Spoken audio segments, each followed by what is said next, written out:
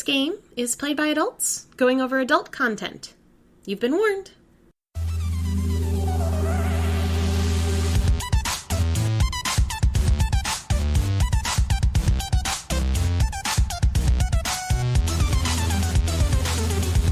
Welcome to Yes Please, the D&D podcast companion to Check Please.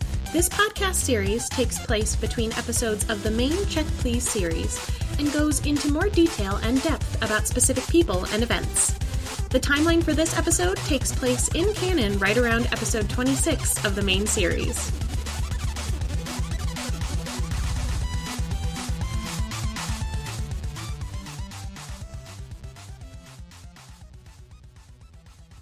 Alright, so some time will pass, because of course it will, and it'll probably put us somewhere closer to, let's say, the 14th of November-ish, around there. We don't need a specific date. This can float.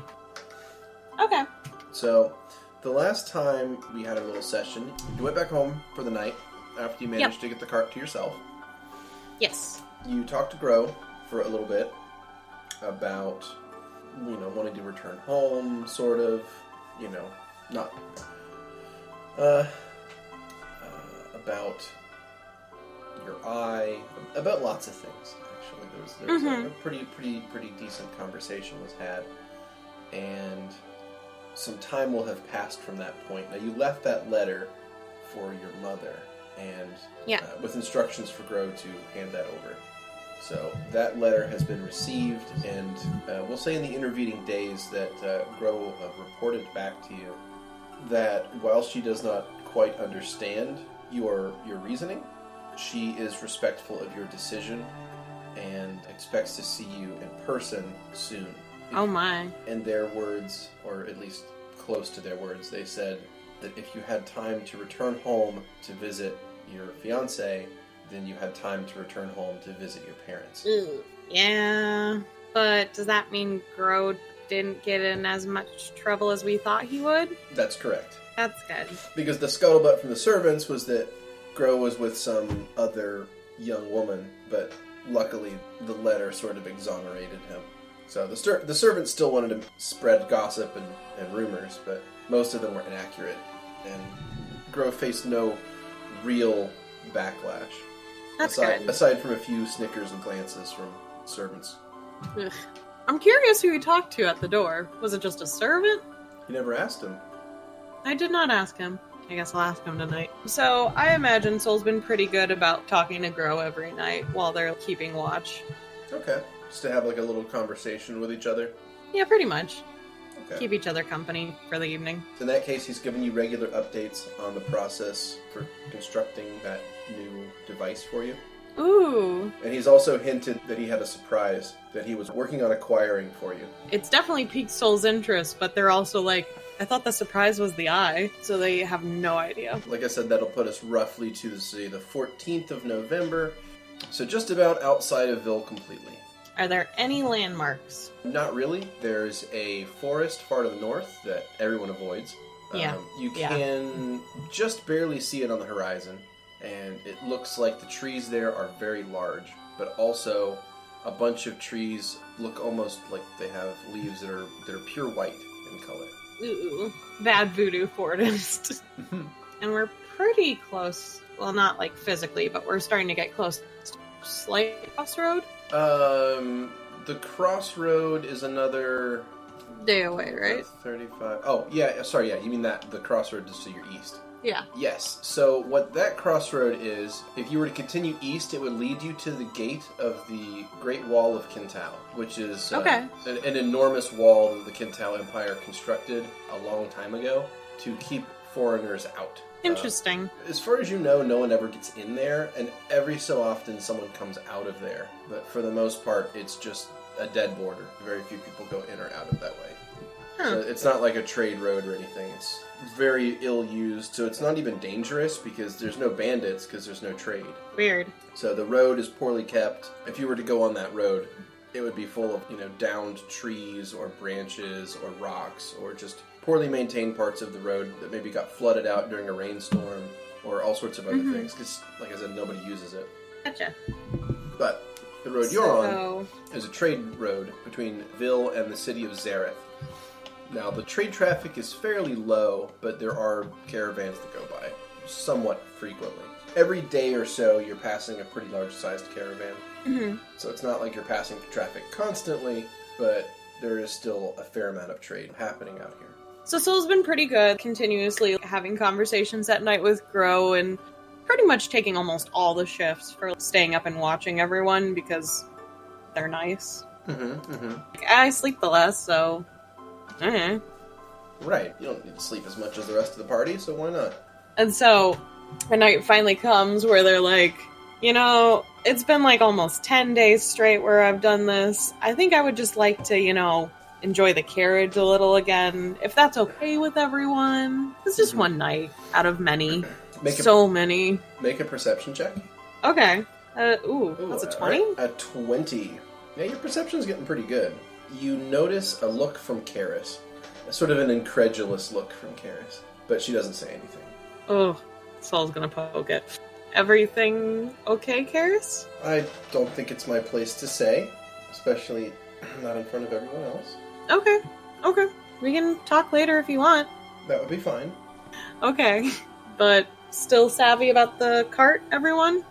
Yeah, well, we're assuming they agree. Yeah, we're gonna just say they do. Yeah, I'm not gonna speak for them, so we'll just Either assume... way, Soul would figure out a way to... Yeah, I mean, we imagine it wouldn't be that difficult for you to find a way to have the cart for yourself, as usual. Yeah. At least every 5 days or so. Besides, I bought it. It's mine. Right, it's your cart anyways. Alright, so you end up getting the cart to yourself that night, and the rest of the party ends up sleeping out under the stars. And waiting for everyone to fall asleep then. Okay. About 30 minutes after you get the cart to yourself, there is a gentle knock at the cart door. Soul opens the door. You see Karis standing there with her arms crossed. And Soul's just sitting crisscross on the floor of the carriage, because they're just waiting. They look really confused. Is something the matter? May I come in? Sure. Have a seat. Soul, gestures over to one of the bench chairs, pretty much. Good. They get up on the other side seat. Okay. To face them. Alright, so sitting across from each other in the carriage, Karis sort of clasps her hands in her lap and thinks for a second before starting. So... well, your behavior's been a little bit strange since we left Hartenshin, and I'm not sure why you aren't being more honest with the rest of the group. What do you mean? She kind of cocks her head to the side. Well, you are wearing new gloves that you got out of nowhere, and, well, you sort of showed up well after the rest of the group woke up about 5 days ago in damp clothing, without ever actually... It was the morning dew! She kind of just gives you a deadpan stare. I'm not an idiot, Soul. Sorry, I'm used to everyone else. If you feel like you don't want to talk about this, or if you can't trust me, I understand, and I'll leave you alone. Okay, so Soul's just sitting, and their legs were down, pretty basic sitting position for a bench. They kind of take one of their legs, and they start to prop it up on the bench, and they take the other, and they do the crisscross kind of sitting. They adjust till that's comfy. Arms forward a bit on the knees, just looking at the floor, thinking.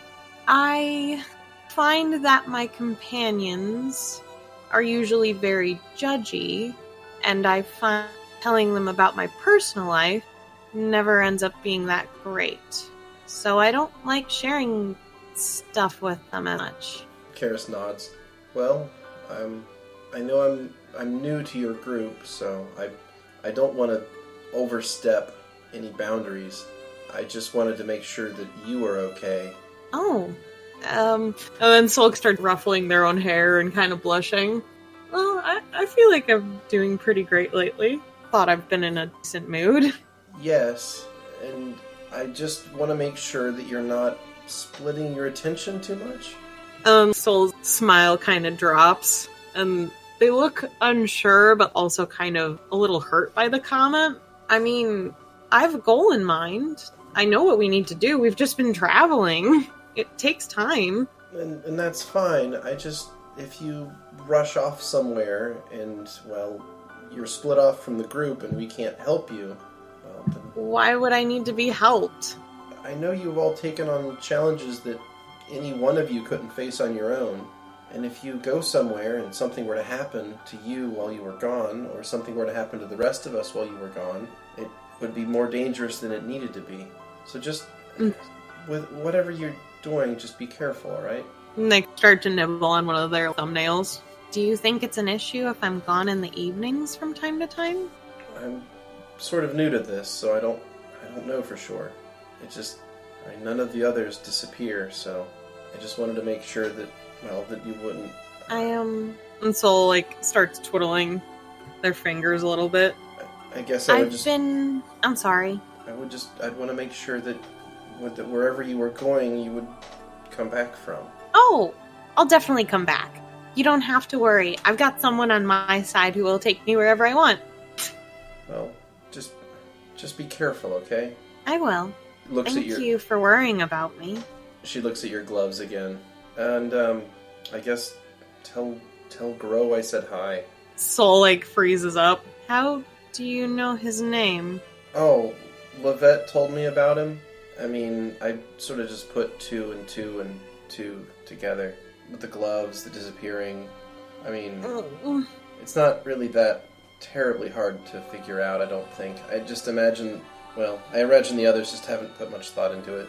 Yeah, they're usually more concerned with themselves. Well, like I said, just be careful, okay? I will. Grow's been very nice. I had the wrong opinion of him when I was younger, by a year. But he's been very wonderful, and it's nice to be able to talk to someone who's where I'm from, and just be able to spend time there without having the baggage of staying, I guess. Karis nods. Well, I suppose I'll leave you to it then. And Soul, touches Karis's shoulder, tries to do a quick ruffle, and then pulls her hand back. Thank you. Yeah, no problem. I promise I'll be safe. She opens the little door and steps out into the night.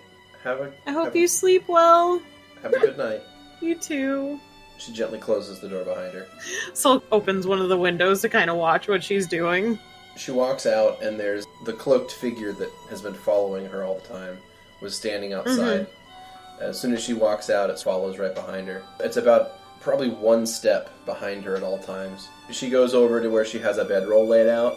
She lays out on it, and this figure just stands almost ominously over her while she sleeps. Ugh, gross. And Soul waits to watch her breathing pattern slow down. Mm-hmm. It takes a little while, but eventually it does. And then they pull their ring up and say grow and do it. Alright. Same as the other times at this time of night, you hear tree frogs. Ribbit. Ribbit to you. Ribbit, ribbit. The tree frogs are certainly noisy tonight, aren't they? Yeah, but some would say they're cute. I think they're cute. I'll be the judge of that, I suppose. Would need to see them in person, though. Well, tonight I requested off from watching the campfire. Oh, that's excellent news. Hmm. Are you about ready then? Yep. Let me get out of the carriage and see what I can see around me. And so Silk hops out of the carriage, probably too little excitedly, and then the horses kind of start to get startled, and then they're like, oh wait, it's our idiot elf owner. Mm. It's like, shh, shh, shh, shh. Okay. And then they go to look around, and all they see is that forest, and they're just like, ugh. So, what's the forest name again? That forest is called the Jagged Torrents. Okay. It's not a good place. Yeah. So, we're quite south from the Jagged Torrents, but I wouldn't exactly recommend concentrating on the forest too much, but more south. South of that. Yeah. Sounds good. I'll try to focus in on you. Wish me luck. Good luck. Don't get eaten by a weaver. Okay. There's a slight distortion in the air about 20 feet from you. Grow sort of just appears in a rush of pressure. Soul skips up to him. Hello. Upon seeing you, he is immensely happy, as usual, and he sort of picks you up off the ground and does a spin before setting you back down. I missed you. And I missed you. It's been a while. I've been counting the days. Each one becomes more painful. How many days? It's been a full 5. So, He leans in. Yes. I was wondering Yes. what you would like to do tonight. Well, I mean, we can do whatever you'd like, of course. But I also have a little something that I managed to find that I wasn't sure if it was something you would enjoy or not, but he sort of looks like semi-embarrassed and he scratches the back of his head. It's a bit of a surprise for you, I suppose. Yeah? But Is it back home or is it with you right now? It's back home. But we don't have to do that immediately if you don't want to.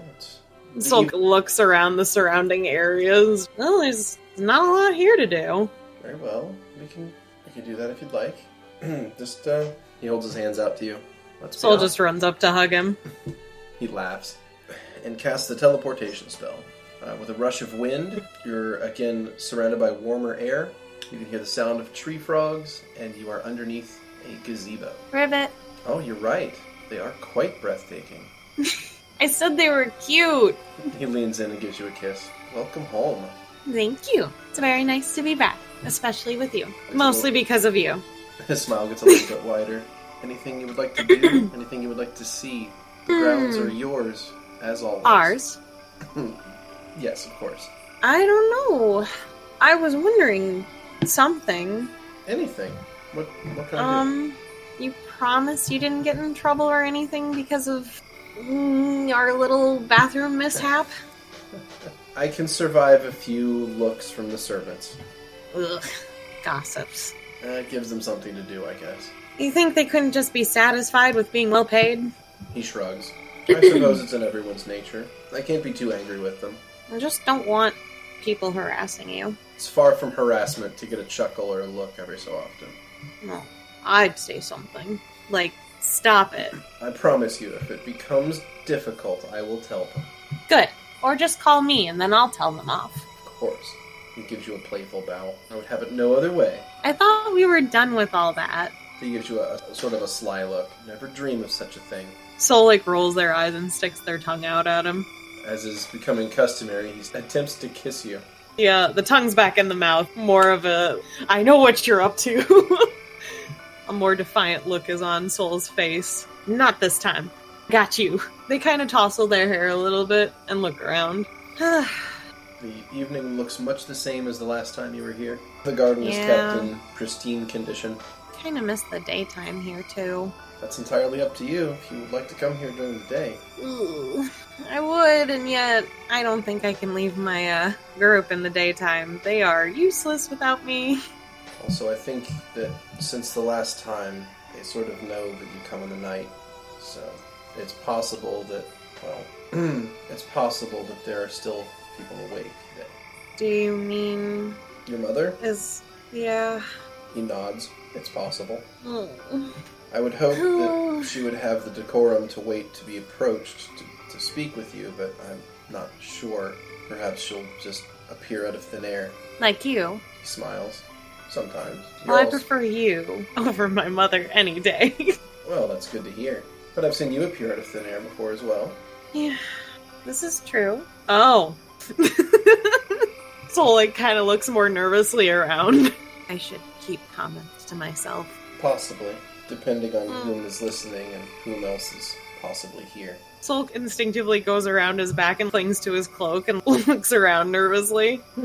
Oh, don't worry, I'll protect you, he sort of says in a overly heroic voice. Sol rolls their eyes. Uh-huh. From my mother? Well, no, not her. And Sol punches him in the back. I know not to pick fights with people I can't beat. Me too. They're both afraid of their mother. Well, I suppose we should have more decorum today and just go ahead and rip the Band-Aid off. Might as well.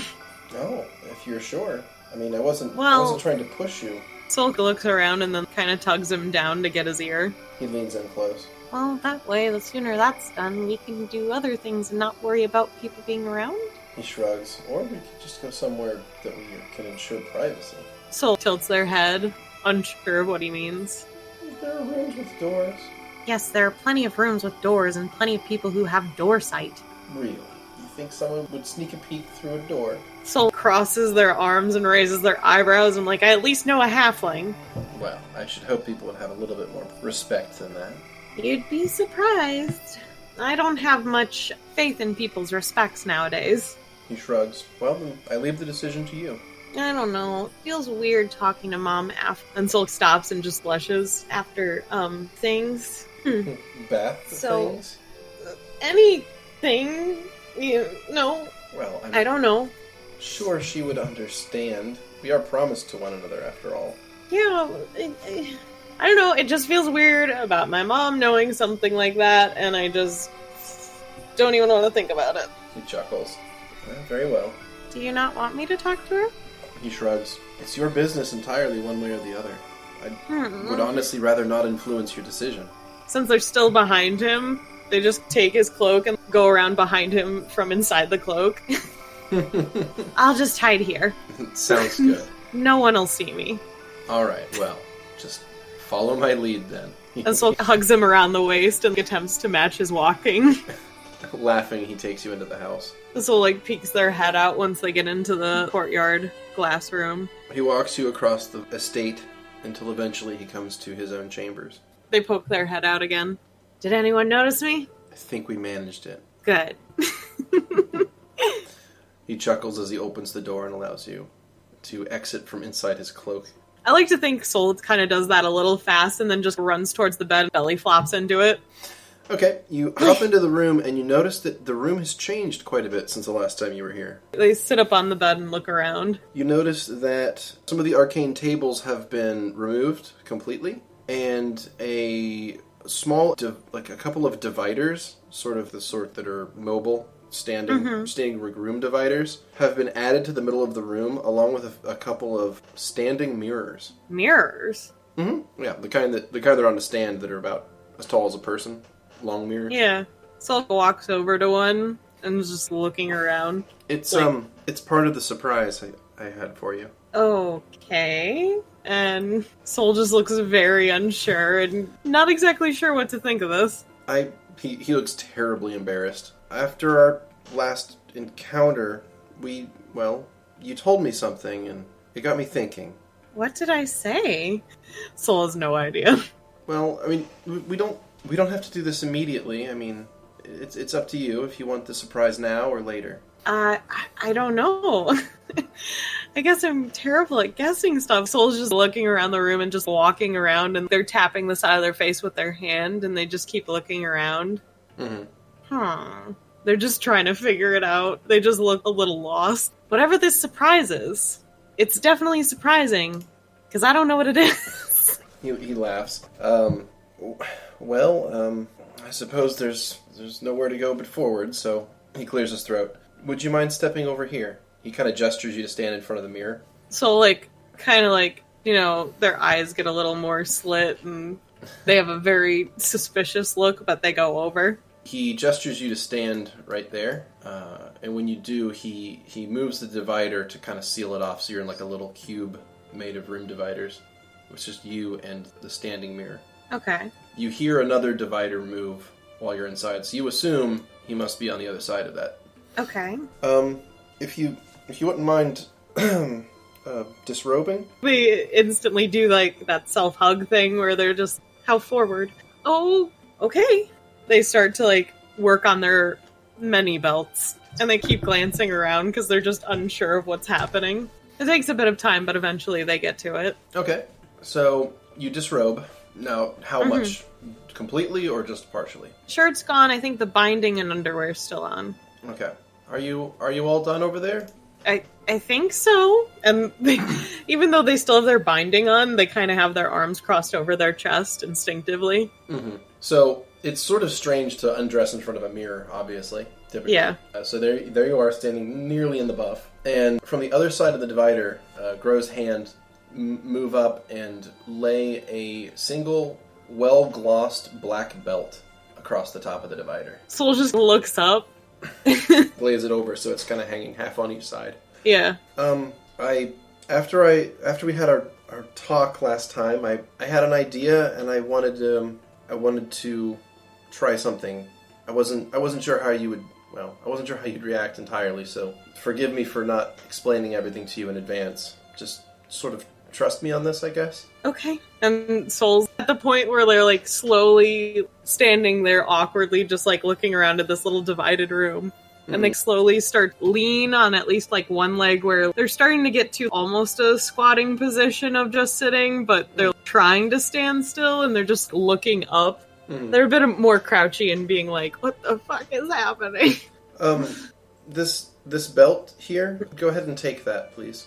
Okay. Soul hops up and grabs it and just is looking it over. Craftsmanship is very high. It's a black glossy belt with loops, with one loop on the front that's sort of clasped with a circle and an arrow. Okay. Do I put this on? Yes. But don't freak out. Okay.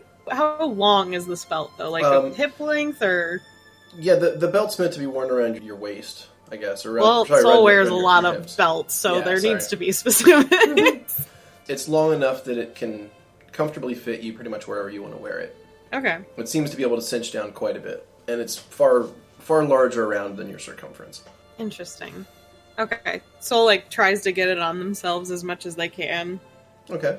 You have no trouble donning it, and when you latch the clasp, you're sort of just standing there in your undergarments, and now this belt. Mm-hmm. When it latches, you can feel it sort of magically adjust to your size. So it sort of trims itself down and adjusts to like fit you perfectly.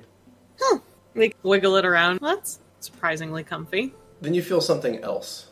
You feel sort of almost like a bubbling sensation. Your abdomen. Okay. And you feel your skin begin to tingle and feel warm all across your entire body. Okay, so Soul's gonna start to crouch down a little bit. It's not bad, but they're also like, they don't understand what's happening, so they're just waiting to see what happens, but like in a more concentrative way. Okay, I need you to roll 1d20. D20? Yes. Okay. Don't roll a 1. Okay. Alright, I'm going to breathe a big sigh of relief, because that would have been awkward. Okay, so you feel, like you said, your skin begin to tingle, and the strangest sensation of the world shrinking around you slightly, as if everything around you is getting slightly smaller. The mirror begins to shrink a little bit, the divider's shrinking a little bit. Make a perception check. At 20. Awesome. Okay. So with a 32 perception check, you realize very quickly that the world is not shrinking, you are in fact growing slightly. Okay. I look at myself? You look at yourself and see some strange physical changes are taking place. Okay. The first thing you notice is that your wrappings on your chest they feel loose. Okay, so I guess I take that off. You notice that your skin is becoming slightly rougher. You notice that your chest seems to be shrinking, and you notice that looking in the mirror, your jawline seems to be filling out slightly. Bro. When you say that, you notice your voice has deepened a little bit. Oh my god. What color is my hair? Your hair is the same color. Same color. Same color, same length, even the same style. But the rest of you has not stayed the same, it appears. I see. And you can see that whatever this belt is, it has caused a rapid and seemingly full-bodied change to you. Soul's just staring in the mirror and touching their face a bunch. You kind of honestly look a bit like your father. Oh no! I mean, a bit. You still have the eye color of your mother, and... I guess my hair color is the same as his, though. Yeah, your hair color is like his anyway, but now you sort of just seem to have more masculine features. Because you have seemingly transformed into an elf male. So Soul's just kind of fascinated and staring in the mirror. They've got, like, one arm holding their elbow as they've got their head perched on their fist. They're just leaning over and inspecting every inch. This is fascinating. You see some clothes get stacked up on the divider. They appear to be cut for a male. Soul looks up and is like, is that for me? You hear a voice respond, yes, but the voice is not that of Grows. I think Soul's kind of figured out what's happened, but they're still like, this was so weird. But they're going along with it. The voice is feminine. Yeah, I know. So, Soul, like, goes and grabs the clothing and puts it on. What does the clothing look like? It's some of his clothing. Okay. It's what he had on hand. Mm-hmm. So, clothes are on. Mm-hmm. Did he leave me a cloak? It's undergarment, shirt, and pants. Gotcha. No cloak. So, Soul's just kind of slowly inspecting themselves as they put on clothing, and they're just like, oh, this feels weird. Oh, why is everything so heavy? You hear that same feminine voice say, is everything alright over there? Yeah, it's fine. Surprising. Very surprising. How are you? Good, I think. Yeah? I guess I'll let you be the judge? Do I send my clothing over? Sorry, I actually helped myself to something from your room. You went in my room? I mean, I figured it wasn't too big of a breach of privacy. It's fine. I just hate it there. This actually fits fairly well. Oh, God. What did you get? Soul starts to try to move the divider. Okay, you push your way out of the divider with ease. The divider's just some cloth with some wood. Mm-hmm. And push it out of the way and go back into the room proper. And you see an elven woman who is a bit shorter than you now, with silver hair with black roots, very much like Gro's hair, except the rest of them has changed. Soul just looks over and is just like, I think you look better in it than me, actually. Gro laughs, which comes out as like a giggle, and they seem sort of surprised at the sound that they made. How did you come up with this idea? Well, you mentioned that you weren't comfortable with being called mistress, and then you said that you didn't feel comfortable with, well, femininity, I guess? Yeah, it's complicated. So I figured I could maybe try something different with you. Sure. This is definitely Soul's patting their new muscly chest. Because I kind of like to imagine Soul's a little squishy, actually. Mm-hmm.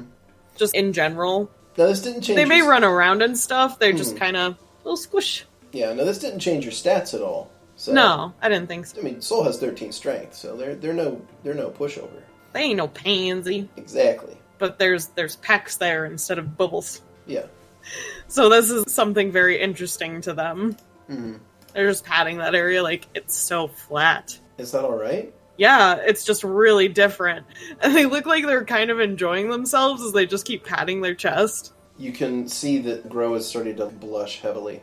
Did I do something? I think so. They kind of look embarrassed. Soul goes over and I think their hands have gone to a bit of a T-Rex because they're not used to like being taller, so they're kind of looming over a little bit. What did I do? Nothing. It's just, they're kind of choking on their own words. Soul starts scratching the side of their face. They pat Gro on top of their head. Enjoy being taller than me, huh? It's different and kind of fun. You're so tiny. Mm-hmm. And Soul starts to poke Gro a little around the cheeks. Look at you. You're so cute. Gro looks at you flatly and takes a step back and points at you with a bunch of faux authority. Bow. Soul raises their eyebrows. Oh. Gro nods solemnly. Kneel down. Soul rolls their eyes, but does so. There. Good. Now what? I'm not really sure. I didn't think this through. And Soul stands back up and flips their hair. Alright. Oh, this feels...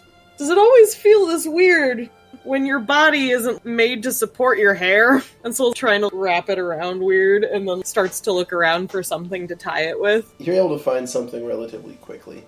A strip of leather. Soul grabs that and ties their hair so that it's in a ponytail, which makes them look even more closely like their father. Mm-hmm. Oh, that's better. So do I get to tell you to bow now, or what was that? Well, I just figured that turnabout was fair play from that alley, if you recall. Well, I don't have a cloak on, so it doesn't have the same effect when I bow. Gro gestures to one of their cloaks hanging up a peg near the door. Soul's face just kind of says, and I did this to myself. They pout a little, and then they go, like, walk over, put on the cloak, and then they, like, take one side, and they, like, when they start to, like, lean over to bow, they push one end up so it has a big flourish up. Mm-hmm. And then they put their arm back to bow, and then they look up with a really dorky smile. Grow laughs Yes, again. milady. Grow looks a little embarrassed and says, I think I would like a kiss. Yes.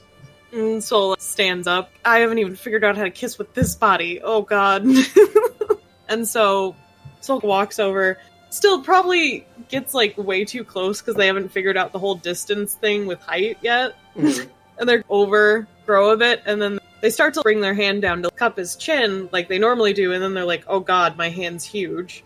And so instead they take their thumb and their index finger and lift up his chin, and then they lean over to kiss him. So then Sulk leans back after the kiss and is just looking for like a reaction. Grow's face seems to be sort of red and flushed. That was acceptable. Is this how I normally sound? Is that what I normally talk like? Well, I suppose if we're doing full role reversal. Yeah. And then Grow leaps up and puts their arms around you. And so, like, instinctively just grabs you around the waist so that you don't fall. They're so stiff. So that's what that feels like. I'm sorry. Grow laughs again. And Sol will keep holding him until he wants to go down, I guess. So, do you want me to refer to you a certain way with pronouns? Grow looks sort of confused. I'm not sure. I mean, this body is definitely different, but I guess I feel the same. Oh, okay. Well, if How do you feel? the same, and Sol shrugs and laughs. But body-wise, different? I don't know. My brain's not my body. Does that make sense? Is my brain actually still in here? This is so fascinating. Technically, yes. The belt is supposed to only change your body, so... And Sol, like, kind of sets Grow down, begins to pat their arms and stuff, kind of feel the more natural muscle that a male body has. Mm. And they're just kind of squeezing and looking. Wow, that is convenient. They look up at Grow, or look down at Grow. There you go.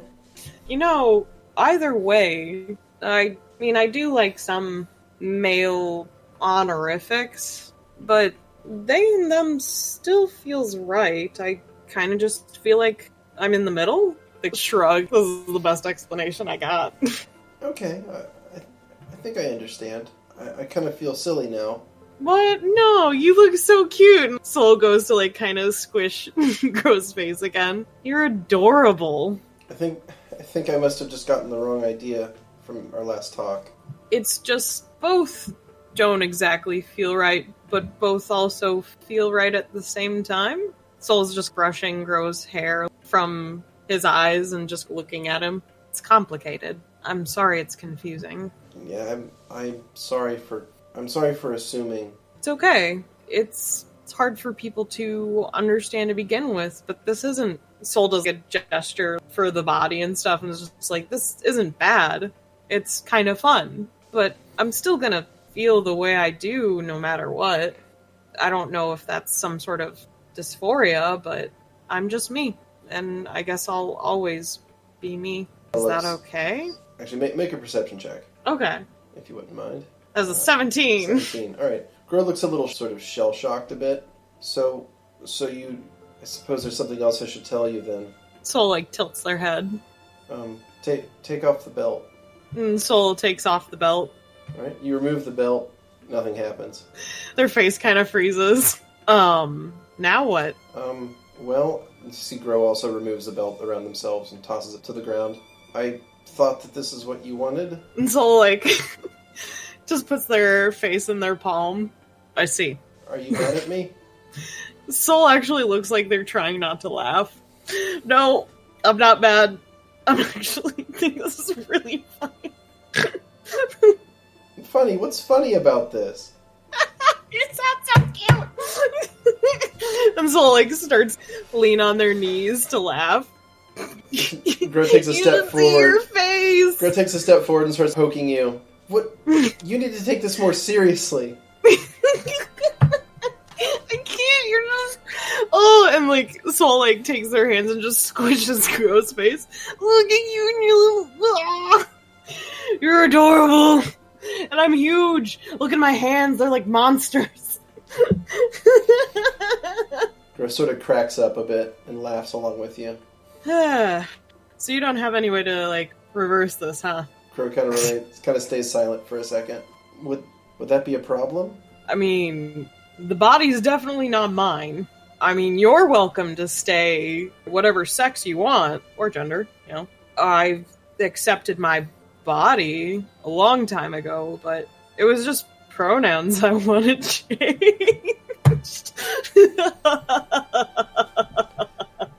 Crow kind of like scratches the back of their head. I really kind of misunderstood this whole situation, didn't I? Soul, like, at this point, is on their knees just cracking up on the floor. Oh my god. You're adorable. Oh, you're the best. I don't think anyone else would have tried something like this.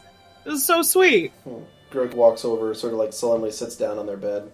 After Soul finishes laughing, they look over, kind of look at Grow's expression. Grow sort of looks shocked. Make a sense motive check, please. Oh no, my worst one! A 16! 16, It's like yeah. one of my best rolls! Yeah, Grow definitely looks sort of shocked. Soul goes over and sits on the bed next to Grow. So, what's going on now? Oh, just coming to terms with things, I guess. Things? Grow makes a gesture at themselves. Okay, so you have no idea how to change this. Well, I make another perception check. That is a 28. A 28. Okay. You get the feeling that Grow is hiding something from you. Well, actually, that would technically be a sense motive check, so that's incorrect. I'm sorry. Okay, so what was my perception for? Yeah, Do I have to do another sense motive? do another sense motive. Ugh! It's my worst 6. skill! Yeah. I'm not sure. Like I said, I was hoping you would be happier. And now we're stuck like this. And Soul, like, raises their eyebrows. There's no such thing as stuck. Grok grabs you, sort of around the chest, actually. What are we gonna do? Soul starts to look a little confused. I don't know, we could ask for help if you don't know. I guess I mean more in the short term. Grok kind of like looks you in the eye. What are we gonna do? Oh. An actual verbal oh. I see. Bears tend to smile. Soul, like, looks like they're thinking something over. What side of the bed is Grow on? Closer to the pillows or to the end? Closer to the end. Soul's gonna get up and walk over to turn and face Grow from the front. And Soul leans over, looking at Grow in the eyes, and then just smiles. And then they take their hands and push Grow down onto the bed. Oh my. You don't have to talk like that, you know. Oh my? Grow laughs. Soul rolls their eyes. Fade to black. You feel a hand sort of stroke through your longer hair. So, if you had to stay like this, would you?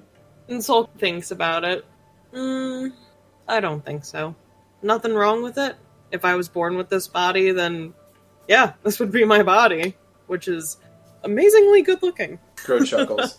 In the end, it's not me, and I can change things naturally about my own body that I grew up with. I'd rather be my old self with slight changes instead of such a... Soul lifts up the blanket a little to just check themselves out. Such a big change, per se. I mean, it wasn't that big. Soul just looks over and, like, raises their eyebrows. I mean, not to be rude. Oh, because you've experienced more. No, I'm just saying I think I'm bigger. Well, we can always compare, right? I mean, not right now. Okay. So when? Grow laughs. I was joking about not being able to turn us back, you know. Oh, I'm well aware. Okay. Just You think how mad I'd be if that was the case? I mean, that's what I was trying to find out.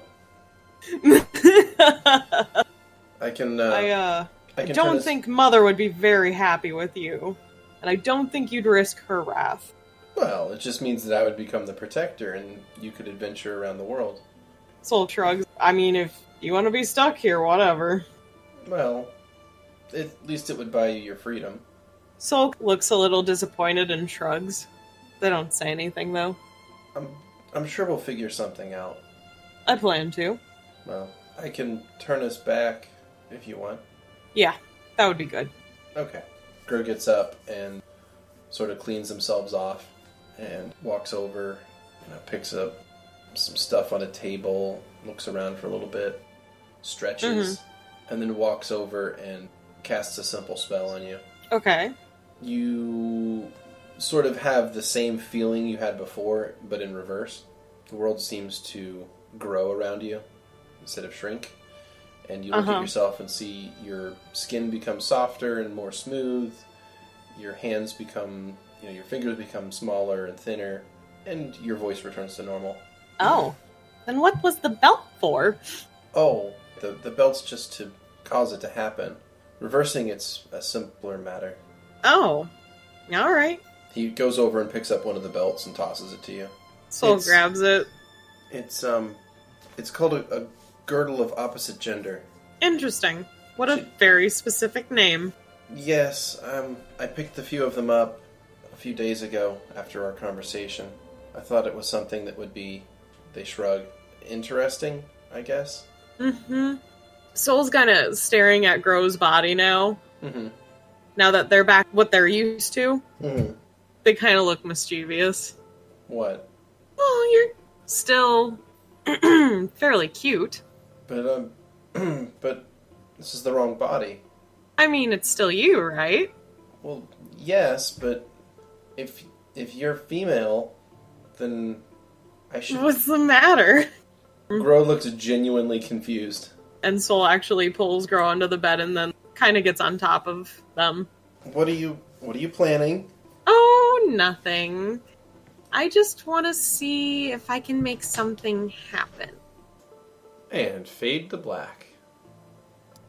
And Soul just kind of hovering over Grow's face, just smirking. So how was that? That was nice. Very nice. But I mean, I don't understand. They looked very bemused, and now their eyebrows kind of scrunch a little. Confused? Well, this is the wrong body. You just used that with me just a bit ago. Right, but that was when you had a male body. Like, Soul just kind of looks around. That doesn't matter? Grow nods slowly. All right. Are you okay? Mm-hmm. I'm okay. Do you want to go to sleep? No, I'm kind of awake. What about you? Are you tired? No, I guess not. Grow scooches up and sits up. Was it wrong of me to do that? If you were uncomfortable, I'm really sorry. No, I wasn't expecting that, that's all. All shapes and sizes. Everyone's wonderful.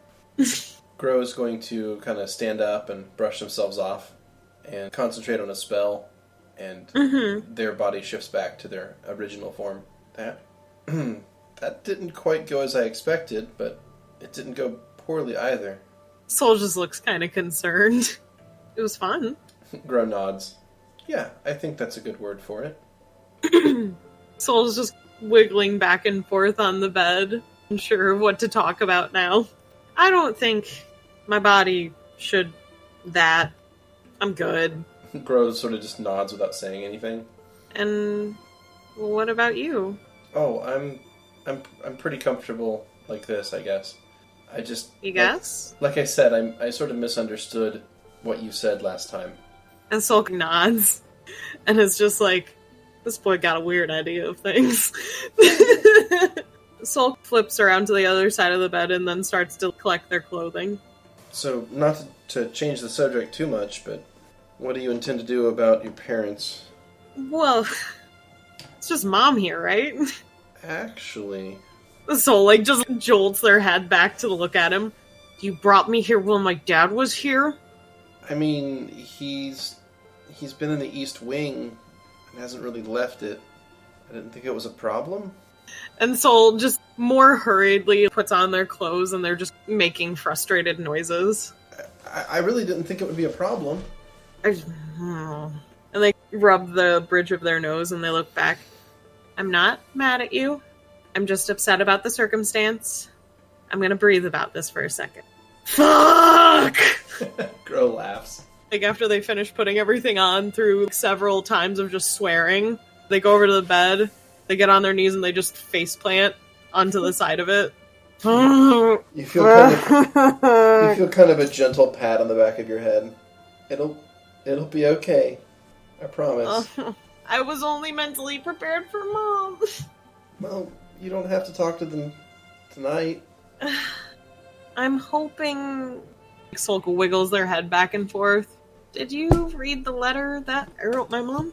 Didn't figure it was my business. And Sol nods. Well, I asked if she would tell me about what the Protector actually does, pretty much. So, I was hoping to get my answer when I talked to her, but I just don't know what to do if Dad's here. How is he gonna look at me? Oh, and how am I gonna talk to him about things if Mom's around? Oh. Groke rubs your shoulders as you're freaking out. Well, you don't have to talk to them tonight. There'll be other times.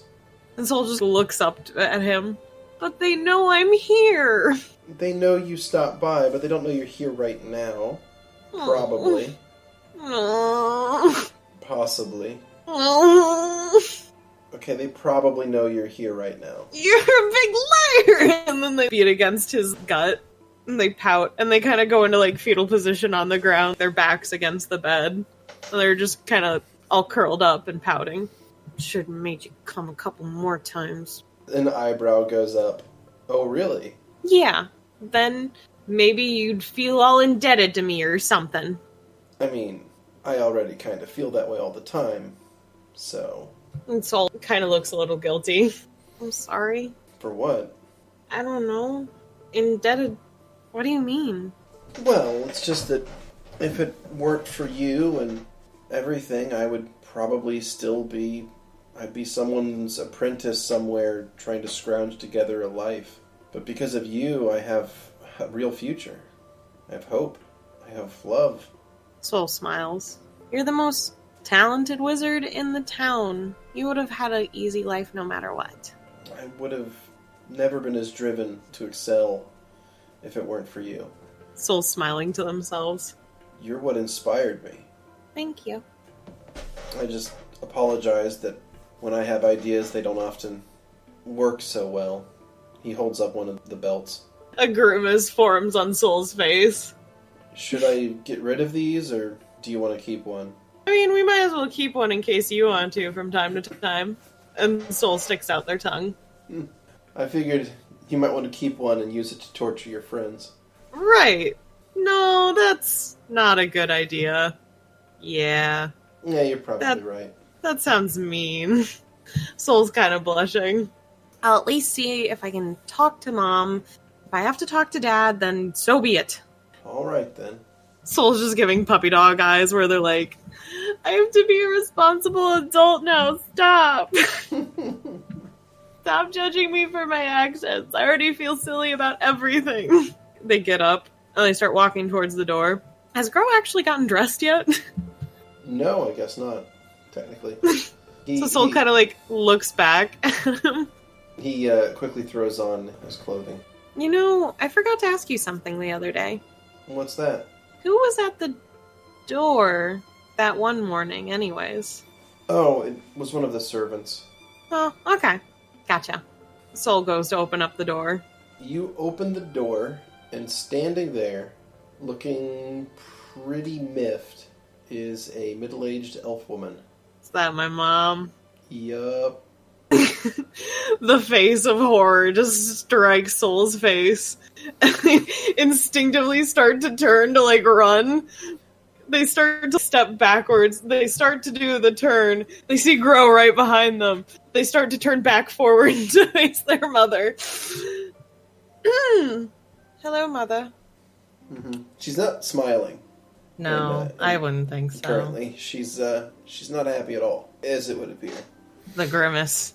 The grimace is so real right now. She's kind of have a bit of a brow furrow going on. Bit of a frowny time situation. Soul looks back at Grow and just has, like, so many emotions flashing through their face currently. Grow looks semi-terrified for you. He kind of mouths, "I'm sorry." Yeah, you should be. The Soul takes a deep breath and turns. Hello, Mother. How have you been? Soliana, you have explaining to do. Explaining how? What have I done recently? Soliana, do not treat me as some other rube. Out with it. Where have you been? Learning things. Many things. Good things. Learning a lot. Soul just is grimacing and slowly, like, curling into themselves. Mother, please, wouldn't it be better to talk somewhere else where it's not just a doorway? You're right. Come with me. We'll walk through the gardens. Grow, stay there. Soul reaches back instinctively for their, like, support person at this point. Like, Grow looks both, like, simultaneously sad for you and relieved for himself. Soul shoots daggers at that point. You bastard! You're leaving me to die! He kind of gives you a couple of, like, thumbs up. You got this! Soul looks offended, crosses their arms, pouts, and kind of stomps after their mother. She's already walking her way out to the gardens. Soul's ears are down. They do not look pleased with the circumstances. Soul is forcing their old accent out, but I think from time just being away, their new accent has just become their actual comfort accent now. Right, whereas it used to be the old one was a comfort one and they've been faking it. Yeah. I mean, after a while of doing a certain voice, it just becomes a natural way of talking. Mm-hmm. And so Soul decides to just drop it. Mother, I'm sorry. Be that as it may, you still haven't answered my question. The rest of the servants and the household might believe Grow's stories that you're off at another academy. She looks you up and down. But I know better, so I would appreciate the truth. Will you promise you won't get mad at me? No. Oh, then I don't want to tell you. You don't really have an option. Yes, I do. Stops, turns, and looks straight through your soul. I'll do whatever I want. It wasn't a lie, though. I have been learning. I didn't say it was a lie. I want the truth. No, I'm not at an academy currently. She kind of takes a slow breath. Fine. And where have you been? Ville? Ugh. All over Ville? Awkward smile. She just scowls at you. And what have the humans been teaching you? A first thought was Siva, and then Soul, don't think about that right now. Don't think about Siva. Don't think about Siva. It's like, don't... So what have you been doing in Ville? Don't say doing Siva. Don't say doing Siva. Doing... Levette? Well, when I first got there, I got stuck in the Deadlands for about a year on accident. You went into the Deadlands. It was kind of forced. I kind of was tied up and forced to do things via contract for a while. You are nobility. They didn't know. I mean, half of the people I know don't even know about our village, so why would they care? It doesn't matter to anyone other than us. Soul, like, kind of shuffles their feet. She scowls again. It should matter to you. Soul shrugs. I don't know. I don't know why it should. Because sooner than you think, you're going to become the protector of this village. Soul starts to roll their eyes, and then they immediately just look down at the ground. They know better than to roll their eyes at their mother. I know it's happening soon-ish. And it's a serious responsibility. I'm aware, but I want to know why. Her jaw kind of clenches. All of that be revealed. Soul starts to, like, walk past her in the garden. Yes, that's what everyone says. It's a tradition to do things this way. So elegant, so refined. Definitely doesn't leave questions. I had questions too, you know. Oh, that's great. Hundreds of years ago. Yes. But you know what I did? Oh, you took up your responsibilities. And do you know what I got for it? Their jaw clenches. And they look up. They want to say it so bad. They want to hurt their mom in a way, but they don't at the same time. It's really terrible. And they just kind of glare. You get to stay here forever. Never really doing too much other than existing. And having someone just gallivanting off whenever they want. Your father is doing his duty. I am doing mine. I'm sure he is. Not every partnership works the same way. So why would I want that? You don't have that. Have you seen the way Grow looks at you? Yes. Do you think for a second that he would betray that trust? No. And to answer the question from earlier, what I got for doing my duty was you. A lot of good I did for you. She takes a step closer and puts her arm on your shoulder. And I think it was worth it. I think you have a lot to sort through, but you also have a lot to look forward to. You're still young.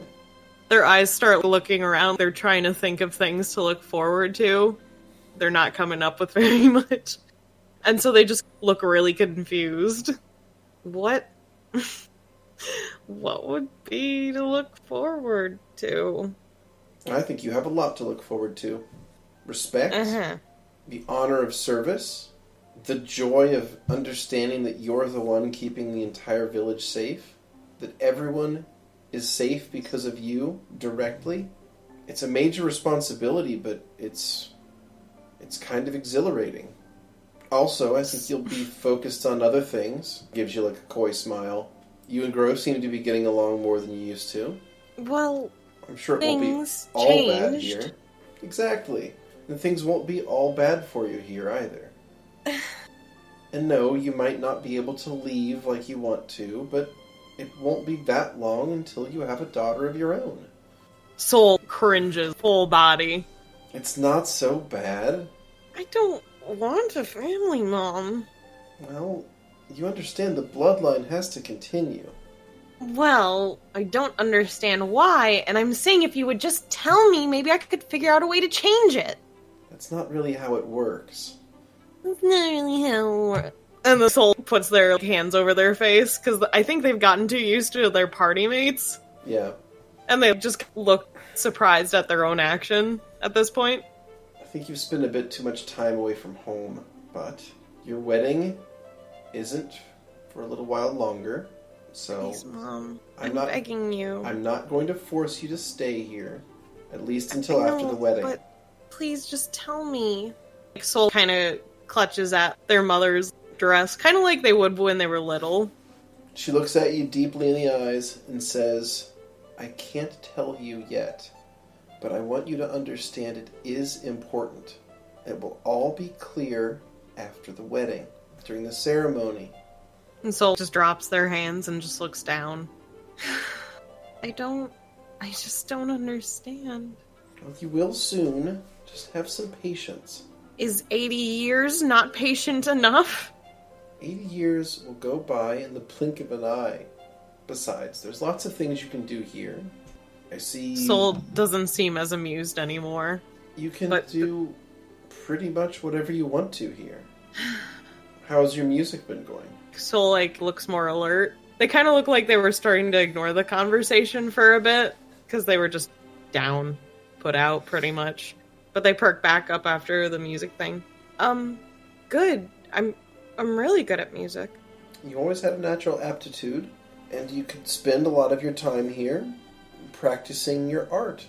You could master every instrument you wanted. But I don't need to, for one thing. Not a need, necessarily. It's a want. It's whatever you want to do when you're here. I'm fine with just visiting, Mom. But I can't stay yet. I understand. Sorry. I'm not asking you to stay. Not yet. I understand you're still young, and you have so much life in you. And you just want to get out there and see the world. Well, I know you're still young, and you want to see the world, and it is a great big world out there. But you have so much time, so much more than you realize. To be stuck here? Only for a little bit. And then for someone else to do it. It's not like that. It's an honor and a duty of our family. It's our purpose. Honestly, it would make things a lot easier if I understood why.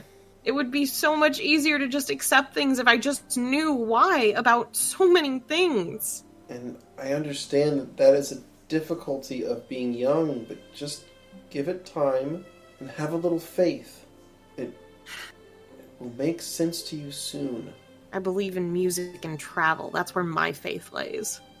I don't understand how you can seem like you're talking like you understand how I feel, but the words that come out say that you're not.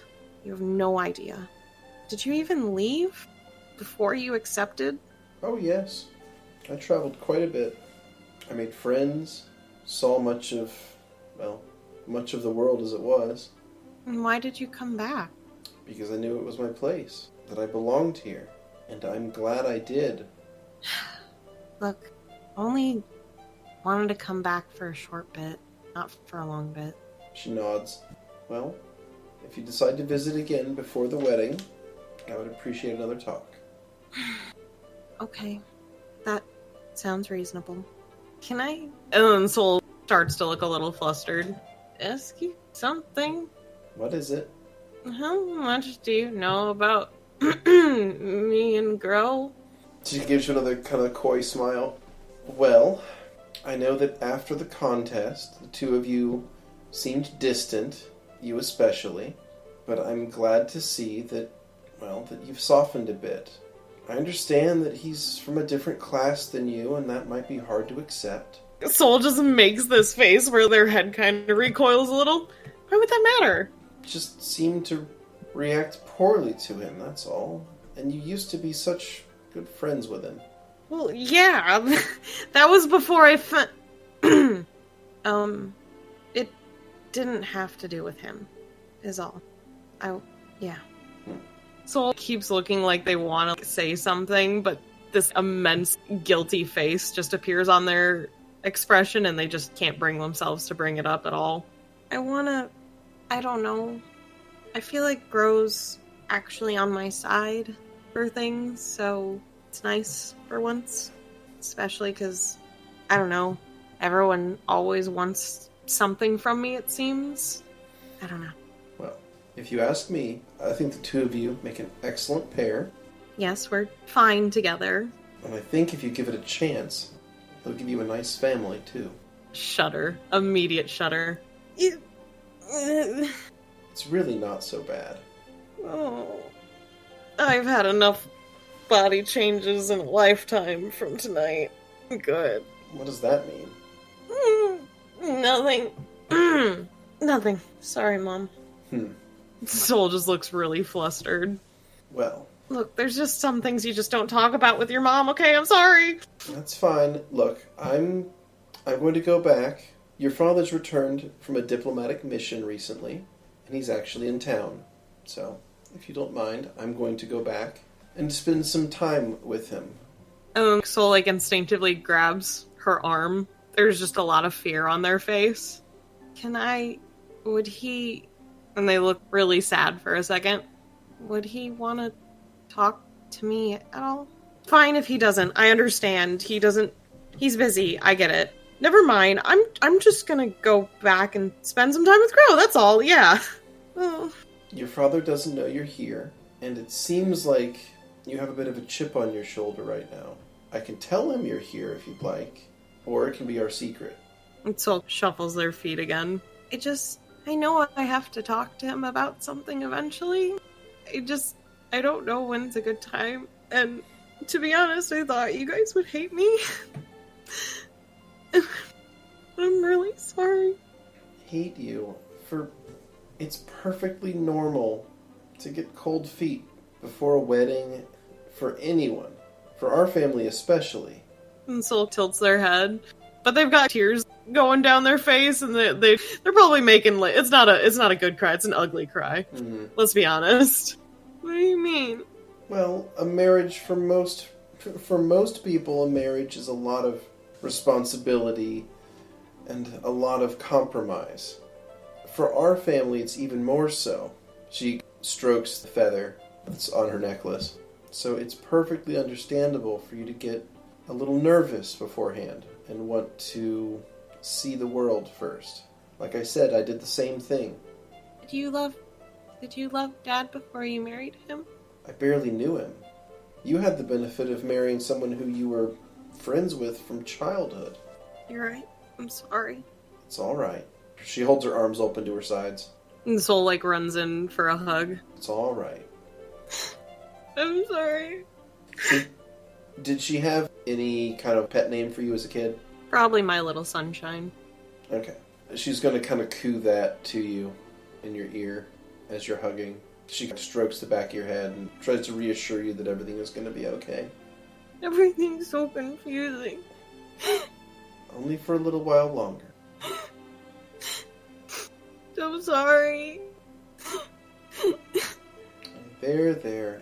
It'll be okay. Now look, you go enjoy the rest of your night, alright? And Soul just kind of nods. They feel like a little kid again, pretty much. This has, like, reverted them back to a child. Okay. They rub their face, rub off as many tears as they can. I'll go back inside then. Alright. Mom, Yes? I love you. I love you too, Soliana. Soul runs back inside. Alright. Your mom sort of just turns and looks up at the night sky. Soul gets into the room with all the windows, the lounging courtyard room, and they look back to see what their mom's doing. She is making her way back to the other side of the house. And Soul heads for Grove's room. Alright. You walk into Grove's room and you find it empty. Empty. Mm-hmm. And Soul looks very perplexed. Figured he'd wait for me. Okay. Look in the closet? You open the closet, you see, a bunch of Grove's clothes hanging in there. Huh. Alright. If I could I tell if someone was hiding in this room? You can make a perception check, yeah. Okay. That's a 20. Okay. Nothing. You look around and you don't see anyone in the room, and you don't hear anyone in the room. Okay, Soul looks around one last moment and then starts to head to exit the room. They look back one more time, really confused, and they open the door. Okay. As you reach out for the door, you feel two arms grab you from behind. What? As you look down, you see Grove's arms shimmer into vision from invisibility. That's my trick! Figured a turnabout was fair play, as usual. And what, pray tell, did you have planned for being invisible? Oh, I just wanted to make sure you weren't getting too much of an earful from your mother. You were there the whole time? I felt it was my duty to intervene on your behalf if you needed me. And now Soul kind of thinks is like, maybe that's why she didn't tell me. No, well, it feels a little weird now because I know that you saw me crying. Soul tries to rub their eyes because I'm sure they're kind of puffy. Mm-hmm. I want to say more half the time, but I know it would only hurt her. She doesn't get why I left. Not at all. Gross arms are still around Soul currently, right? Yeah. And Soul wraps their arms kind of around him that way, like from behind.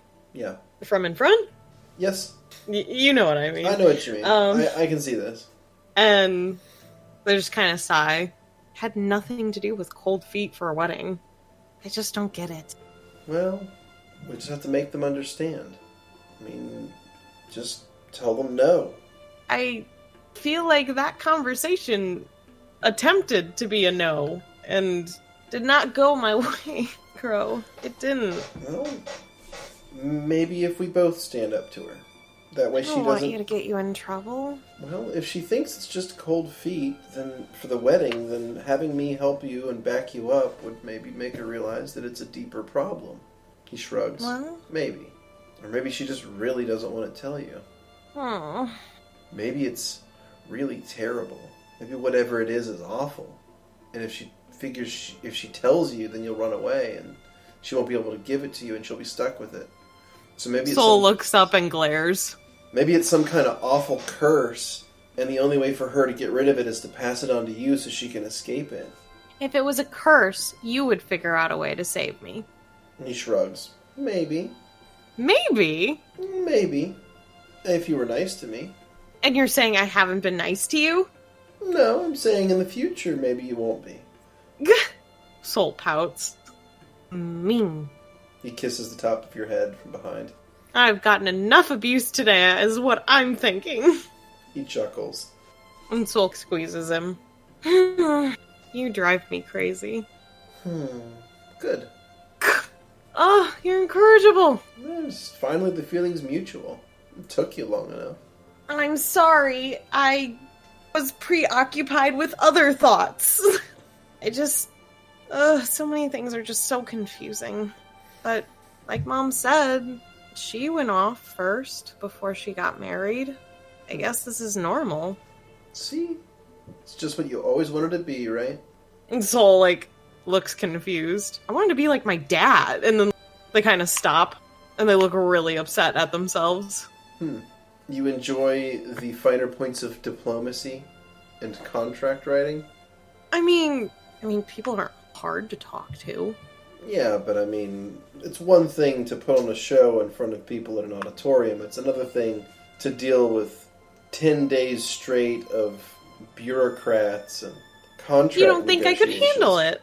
I'm not saying that at all. I'm saying that you might go mad from boredom. Well, Dad always made it sound fun. He always seemed happy about going out and doing that. Probably got a nice sense of accomplishment from it, I guess. Aww. And Soul starts to, remove Grow's arms. And besides, when all this goes down, and eventually, if you become the protector, then I wouldn't just leave you here. You know that, right? Soul's ears go down. They don't look at him. That said, if, we'll figure a way out. We'll figure a way around this. And then a very quiet Soul voice just escapes, and it's just even still, he was gone so long. How do I know that you won't?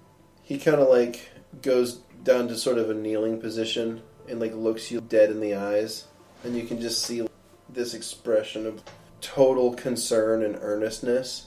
I would never abandon you. You know I'm this. there's a lot of hurt, a lot of just their thoughts on what their father's done is just on their face. They just look hurt. I try not to think about it, and then seeing Mom, suddenly everything just got brought back to center focus, and I don't want to be alone in a tower waiting and just existing while everyone gallivants off without me. He stands up, puts his arms around you, hugs you tightly, and says, I would never abandon you. And Soul, just kind of buries their head into him. So, Grow, he kind of holds you a little bit tighter. He reaffirms that he would never abandon you. And the two of you will figure this thing out together, and you'll either get the answers we're looking for and either fix the system, or we'll just leave together. You'll just walk. They'll never find us, and you don't ever have to do this if you don't want to. And we can just be together that way? He nods his head while it's up against yours. You won't ever have to do this if you don't want to. It could just be the two of us. We can make a go of it anywhere. With your talents and my better talents. Soul rears back and punches him. He laughs. A very good smack. Yeah, he deserves it, but he's quite happy with this turn of phrase. I used to be better than you, you butt! Yeah, and then you went into stasis for a year or something, and I didn't exist, apparently. And I just spent the time actually becoming a good wizard. So... Oh, are you blaming me for not training during this time where I just didn't exist? No, I'm saying you abandoned your magic studies to become... okay. You abandoned your magic studies to become a bard. Well, that's true, yes. He laughs. Soul's still lightly punching him. Ugh, you make me so frustrated sometimes. He kind of looks at you slyly, and what are you going to do about it? And Soul kind of stops, and they look up. There's a twinkle in their eye. Close your eyes. Oh. As you command, Master. He closes his eyes. That was the term you said you preferred. Yeah, it's getting real old. And so Soul reaches up and unclicks the cloak. And just lets that drop. And they're like still looking at him, making sure his eyes stay closed. They're gonna, as quietly as possible, remove their own clothing. And I rolled for stealth for a 29. That's very good stealth. Am I soundless? Yeah, basically soundless, yes. Soul checks again to make sure his eyes are still closed. He's standing there, eyes. Can I open my eyes yet? No, not yet. Very well. And Soul puts a couple fingers on his chest. Kind of start to like walk around him while trailing their fingers behind them, just to do a whole rotation around him. Yeah. And then they start to unbuckle his shirt then. Takes a little bit.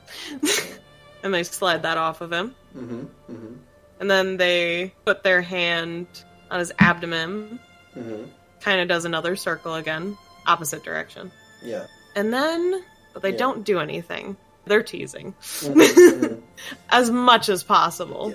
Yeah. And he is very much aware of this. He's sort of clenching his fists lightly. Soul is enjoying themselves immensely. This is like their own form of torturing. But he's managing to maintain a smile. Soul stands on their tiptoes and starts to kiss around his neck. And fade to black. Oh. Soul pushes him off as much as they can. Okay, he moves back. What? Is everything alright? Did I hurt you? Soul just has this panicked face on their face. Spell. Oh, damn, you're right. He snaps back very suddenly. Soul actually looks genuinely scared. He casts the spell on himself. I'm sorry. I'm not entirely sure what came over me. Well, it's okay. Soul had their hand out because they pushed him, and they just kind of kept it out. And then, like, it starts to go back, but it's obviously just shaking. Yeah. His demeanor seems to have shifted immediately, and he actually now lays down next to you and holds you. I'm sorry. And I think Soul's still got all these pent-up emotions just from releasing some of them earlier. So they're everywhere. They're every fucking where. Well, it's been a weird night for Soul. Yeah. It really has. I'm sorry. I didn't mean to. They just curl up. Oh, I didn't mean to make you upset. No, it's not. You haven't upset me. I feel like I've upset you. I'm not mad at you, I promise. I just got scared. Really scared. He kind of pulls you in and kind of cradles you. This place is making me go crazy somehow, I swear. Soul snuggles into him. They prop their head up to look at him in the face to see what he's... if they can read his face.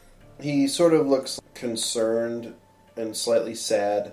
And he's just sort what are you thinking? And he's just kind of holding you tightly. What are you thinking, girl? I'm sorry. No, it's okay. I should have known better. I teased you first. It's my fault. I'm sorry. Maybe I should just permanent version of that spell? Soul looks really surprised. Or he shrugs, or at least a longer lasting one. Think deep down. Yeah. Soul still understands the duty to their lineage and stuff. So I know part of them, when Grow was suggesting becoming the protector, there was a slight hint of the back of Soul's mind where they were, well, no, that's my job. You stop. That's my family line. It's my thing. So there's still this sense of duty that's there. It's just there's a lot of rejecting it constantly. When he was like, this could be a permanent, no, don't do that, we can't do that. And these are thoughts that are just cycling and stuff. And so when he says the longer lasting one, Soul's like, okay, I can deal with that. Yeah, as long as it's not, like, permanent. I think a longer lasting one would be nice. It would probably worry me less. I don't know. And be easier for you then. Yeah, I think I can come up with something. And Soul looks really embarrassed. This has been a weird evening. He kind of, like, leans back into his pillow. Yeah, it really has. And a lot of that is my fault. No, your Soul kind of wiggles up and they're kind of perched on their elbows and stuff. They're on their stomach looking at him. I don't blame you for anything. I want you to know that. He smiles at you, says nothing, and just leans in for a long kiss. Oh, Soul's into that. Soul is going to attempt to use their tongue. Really? Yeah. Wow. All right. Good job, Soul. Gro's taken aback by this sudden change in style, and a moment later you can tell he's into it. Cool. He returns the gesture, and before you know it, the two of you are enjoying some kisses. Yeah. This seems to reignited the mood, and he sort of slowly leans you back onto your back again. And fade to black. Soul is out of commission. Yeah. It seems that was pretty much all the steam that Gro had left in him as well. Soul's just about to go to sleep, and then they, like, open one eye to look at him real quick. Mm-hmm. I only really have one eye to open to look at him anyway, so. That's true. They wiggle up, kiss his forehead, they kind of plop back down. They look at him for a couple more seconds, and then they fall asleep. Yeah, he's unable to muster the strength to even open his eyes. Mm-hmm. He is exhausted after the marathon that just took place. Cool. So, at least 4 hours go by. Yeah, at least 4 hours go by. Yes. Soul opens their eyes, or eye, looks over. Is Gro still sleeping? Gro is actually already out of bed. Oh. You see him standing over by one of the arcane tables in the room. Is he wearing his cloak? Yes. Damn. Okay. Does he have more cloaks? Oh, yeah. Cool. Yeah, he's got other cloaks. Soul casts invisibility on themselves. Okay. And they get out of bed. Mm-hmm. They sneak over to his closet. Mm-hmm. They grab another cloak. Yeah. Which makes that invisible, if I remember correctly. Once it's on. So they try to do that quietly inside the closet. I think the act of taking a cloak, though, I think the act of, like, looting an item... Damn! ...also breaks invisibility. But you can All right. cast it again. I mean, you've got spells. I'll do it. I'll do it again. Okay. Get it on. Cast it again. Mm-hmm. Look over to make sure he hasn't noticed anything. Still hasn't noticed. Okay. They're gonna arrange the cloak so that the fluffy part is mostly around just their face area. Yeah. They're gonna sneak over Mm-hmm. and then put their arms around him from behind. Yeah. So then they appear, of course. Mm-hmm. They're gonna say, "Roar!" He flinches heavily as he's attacked by an invisible assailant. He drops the couple of beakers that he was holding. Oh no! It looks like some sort of strange-looking powder on the table. And he turns around, eyes wide, to see what the hell just attacked him. And so, like, looks a little nervous and then just says, "I'm a lion now?" The look of shock and surprise just becomes one of immediate joy, and he leans in a good morning kiss. Yay! A happy soul. Sorry, I was sort of caught up in something. No, I'm sorry. I didn't mean to make you drop things. I just wanted to surprise you. I'm so it's sorry. all right. You really seem to like my cloaks, don't you? You wear a lot of them. I think I pull off the look pretty well. I'm not going to argue with that. You do look... So, I think for the first time, more obviously just gives him an up and down look. Mm-hmm. You do look very good. Well, and he looks at you. Now, is your cloak open, or is it closed? Let's see, it's probably partially open since they mostly just put the fur around their face. Okay, so he can tell that you're pretty much naked under the... You know, I think you might just look better in that than I do. Soul takes it and pushes it down, and then, like, kind of, like, wraps it around themselves more. Mm-hmm. Well, of course I do. I'm a lion. Lions always look good in cloaks. Soul's face is red, but they're trying to, like, look strong instead. Are you a lion? He has a stupid-looking grin on his face as he reaches for his cloak for the hood and, like, pulls it like, around his head to make it look like he has a mane. Mm-hmm. And he gives a pretty silly-sounding roar. I love my dork! Oh, it's adorable! So Soul's face at first looks delighted that he's roaring, then kind of looks like they're trying to hold something back, and then a little bit of a giggle comes out. That's what I thought. You're so cute! Oh my goodness! He reaches out and kind of scoops you up into his arms. Soul wraps their arms around his neck. Good morning. Good morning. I could get used to this kind of lifestyle. You never could leave me then. He walks over and sets you on the bed. What are you thinking? Shall I have the servants prepare you a breakfast, or do you need to rush back?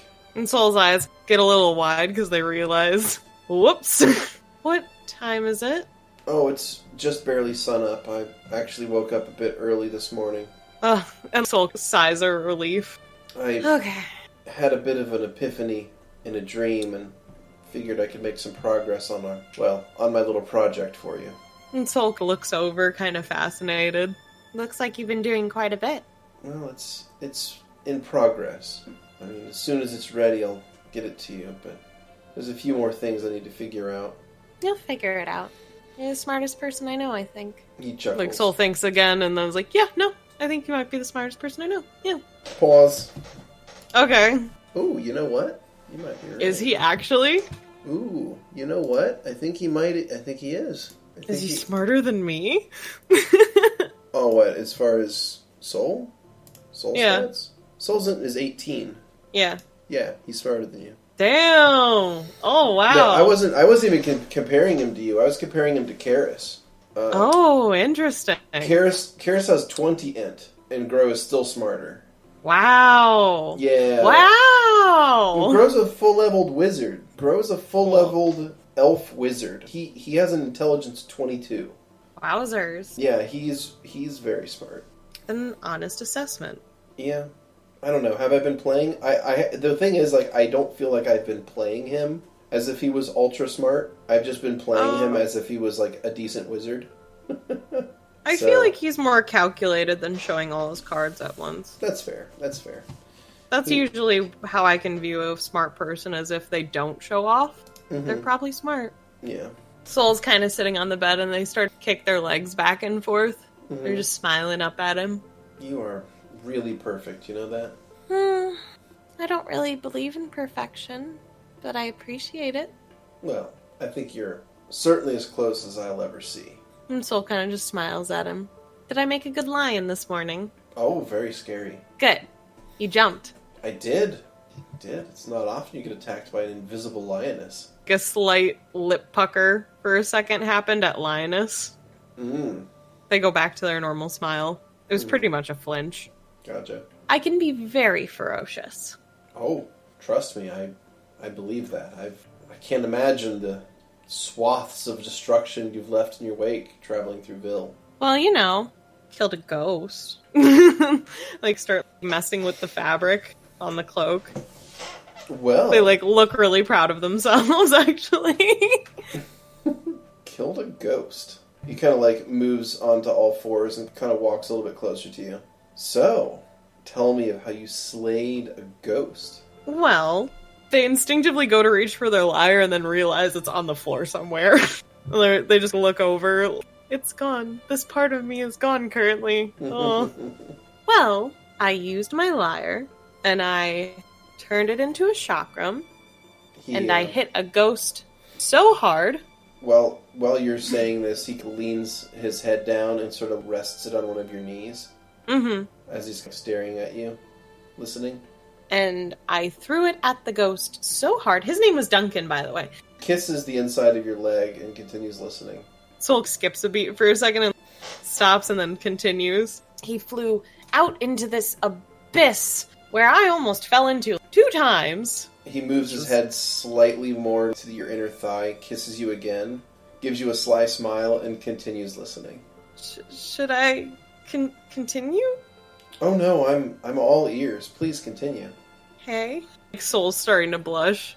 And, then, when he was flown into the abyss, these crunching noises... Gro moves his head up, continues to stare up at you and smile. Mm-hmm. Please go on. And Soul's just looking at him now. When they're telling the story, they look all over the place because they're remembering things. Mm-hmm. And now they're just looking down at him. And then crunching noises happened, and he just stopped existing? That's how hard I hit him? Tell me more. Well, after that, all the rooms that were... Gro leans forward and stops you short with a kiss on the mouth. Fade to black. I'll get you back for this. Next time, you're going to be late. What? Soul, attempts to jolt up, and then they feel way more dizzy about that than they thought they did. Gro just points to the windows, and you can see that the sun's come up a bit more. Why does the sun have to rise? Why do you have to keep coming here for just one night at a time? Because then I'm just gonna cause problems if I don't. I already had a talking to before I came here. Well, maybe you should be more open with your feelings. Maybe explain to them what's going on so they don't try to shoot me if I show up. He shrugs. But I suppose that's up to you. Okay. No, you're right. Really? What? Was that easy? I honestly didn't expect that. Soul looks even more angry from the reaction. Well, never mind then. They hit him again. Never mind, it's a terrible idea. I'm never gonna do it. No, fine. Keep coming here for one night at a time. They pout, and they, kind of roll over to be kind of perched on top of him, but their hips are, over to the side and stuff. It's mostly their torsos over him. Mm-hmm, mm-hmm. I swear I'm getting you back for everything. You think last night was torturous? Wait till the next thing I come up with. He gives you a sly smile, kisses you on the mouth, and says he can't wait. I guess I should get dressed. He takes one long look over your body and says, I suppose. Soul just flicks their finger at his nose and then rolls over to get off the bed. Gro just sort of lays there on his side, his head propped up under his arm, and he just watches you. Why am I so tired? I just had a great restful sleep. They lean over on the bed while they're picking their clothing up, and then they kind of stop, look over at him and just glare. He's got a giant grin on his face. This is your fault. Yes. Yes, I suppose it is. And they go back, starting to put on their clothes and stuff. And then after a while, they're ready. And pouting. Gro gets up, throws on a shirt and pants, and asks if you're ready. Can I say the answer is yes and no? Well, if you'd like to stay, I can think of a few more things we can do. Soul has a doofy grin. It's tempting. The baths are right over there. I would like that next time at least. It's been a while. I suppose the road has been a bit rough on you. I wasn't gonna mention the smell. A Soul just punches him, rears back, and really goes for his gut. Ow. Ugh. Ow. You are gonna be so bruised! Yeah, you've honestly got a pretty good jab. He kind of coughs a little bit. Soul reflexively flinches, and their brain goes, oh no, I fucked up. They go to, touch his stomach, and then stop, and they look at him, and their, eyes are slanted, looking at him to see if he's actually faking it or not. Do I do a sense motive? Yeah, please. Yup. Let's do this. 16. From what you can tell, it looks like you actually winded him. Oh. Yeah. Okay. Yeah, Soul's gonna go and actually touch his stomach then to see he's okay. Kind of help him back. It's fine. I deserved that. I shouldn't hit you that hard if that's the case. I'm sorry. I didn't realize I'd hurt you. I'm sorry. It's okay. Truly. Guess they kind of blush a little. I guess you do so much to me normally. In other ways, I couldn't think of other things to get you back with other than that. I'm sorry. It's fine. It's fine. Let's get you back on the road, shall we? Adventure awaits. Soul just gives him an unenthusiastic look. Sitting on a wagon for days on end. Well, it's still nighttime talks with my favorite person. What, the gnome? Soul just has a deadpan face. No, you. Alright, he holds his hands out. Soul jumps up and wraps their arms around his neck. The familiar feeling of wind moving around you. Mm-hmm.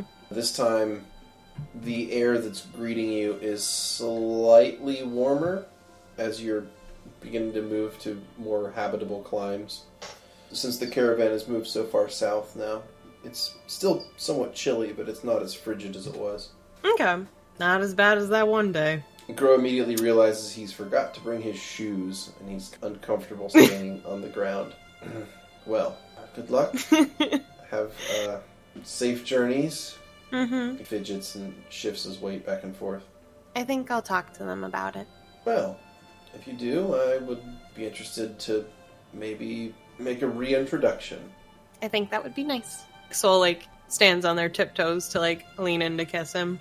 He happily accepts your kiss. And Soul lands back down on their heels, and then looks at Crow's feet, and they just have a silly smile on their face. Not used to the grass? It's just a bit colder here than I'm used to, that's all. Mm-hmm. They just seem very bemused. Alright, well, he takes a step back and begins casting a spell. Talk to you soon. He nods, and the air shimmers around him, and he vanishes. Soul goes back to walk to camp. Okay. You see the rest of the camp is starting to get moving Mm-hmm. as you duck back into it. Cool. Right.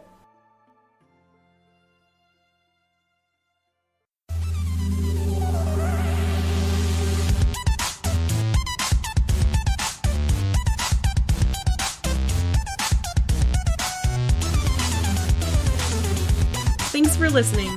As always, special thanks to Protagonist for the theme music, and Emily Roll for Fantasy for this episode's soundtrack. Please leave a like or subscribe if you want to see more content like this, and leave a comment if you have any suggestions. Until next time!